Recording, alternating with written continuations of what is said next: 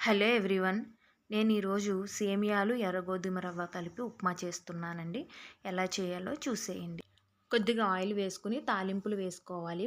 వేరుశనగ గుళ్ళు, మినపప్పు, పచ్చిశనగపప్పు, ఆవాలు, జీలకర్ర వేసుకుని ఒకసారి వేగిన తర్వాత అల్లం ముక్కలు, పచ్చిమిర్చి ముక్కలు, కరివేపాకు కూడా వేసుకుని ఒక నిమిషం పాటు వేపించుకున్న తర్వాత ఆనియన్స్, క్యారెట్, ఆలుగడ్డ, టమాటో కూడా వేసుకుని కొద్దిగా సాల్ట్ వేసుకుని ఒక 5 నిమిషాల పాటు మగ్గనివ్వాలి. ఇలా మగ్గిన తర్వాత వాటర్ అనేది ఒక గ్లాస్ రవ్వకి 2 గ్లాసులు వాటర్ అనేది వేసుకోవాలండి. నేను ఒక గ్లాస్ చేస్తున్నాను కాబట్టి 2 గ్లాసులు వాటర్ అనేది వేసుకున్నాను. వేసుకున్న తర్వాత మూత పెట్టుకుని ఒక 10 నిమిషాల పాటు మరగనివ్వాలి.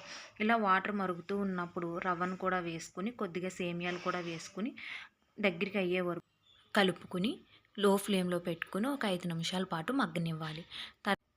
కొద్దిగా కొత్తిమీర వేసుకుని స్టవ్ ఆఫ్ చేసుకుంటే ఉప్మా రెడీ.